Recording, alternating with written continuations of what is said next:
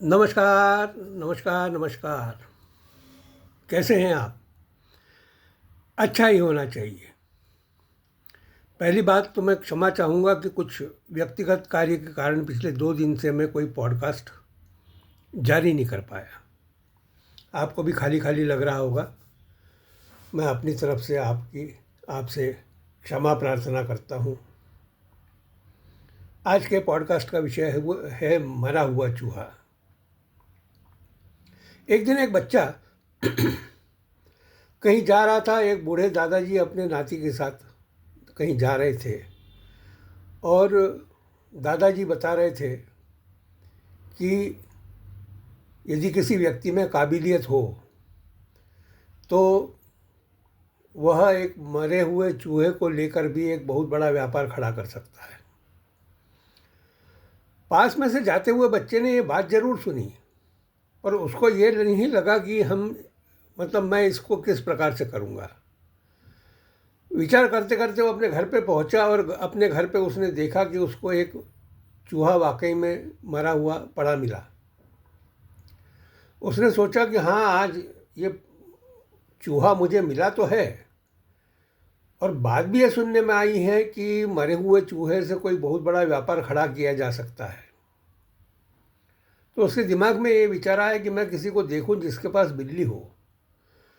मैं हो सकता है अपना पहला चूहा उस बिल्ली के मालिक को बेचूं। और अनायास से उसके ध्यान में आया कि उसके किसी परिचित ने ही कोई बिल्ली पाल के रखी थी। वो अपने मरे हुए चूहे को ले जाके उस परिचित को कहता है कि आपके यहाँ बिल्ली है, तो क्या आप मेरा मरा हुआ चूहा खरीदेंगे? वो कहते हैं कि ठीक है भाई, अच्छी बात है, कितने में दोगे? तो बोले, 1 आना आप दे देना।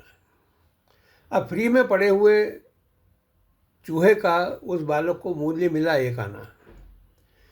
उसके दिमाग में विचार तो आ गया कि उसकी पहली डील सक्सेसफुल हो चुकी थी।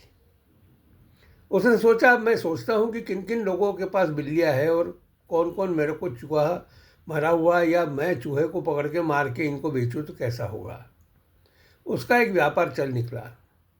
आगे चल के उसने फिर अपनी जो भी पूंजी थी वो लकड़ी के व्यवसाय में लगाई और एक बहुत बड़ा सफल उद्योगपति बना। ये तो बात हो गई मरे हुए चूहे की। अब एक और बालक है। देश के फौज के सबसे बड़े अधिकारी ने अपने रिटायरमेंट के बाद एक किताब लिखी।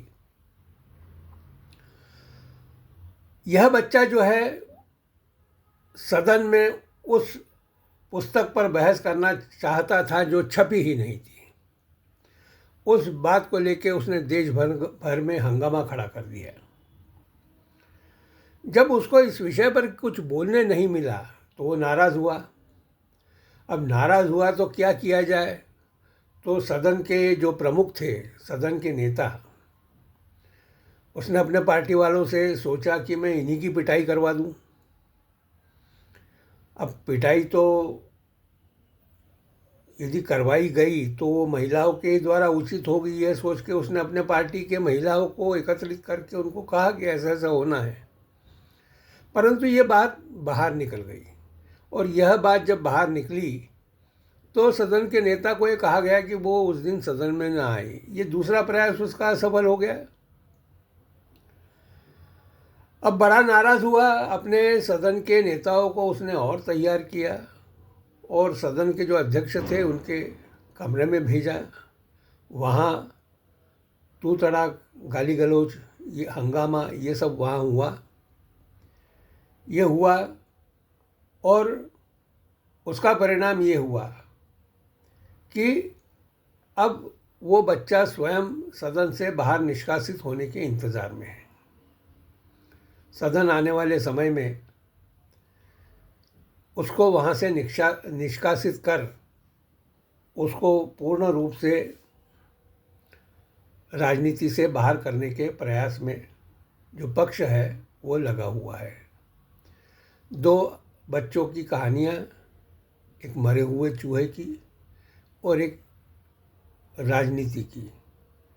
मेरा आशय किस तरफ है आप समझ गए होंगे। मैं यहीं आपसे आज्ञा लेता हूँ। मेरा आपसे फिर करबद्ध निवेदन है कि मेरी पॉडकास्ट को लाइक करें, शेयर करें और सब्सक्राइब तो ज़रूर करें। नमस्कार, जय श्री राम।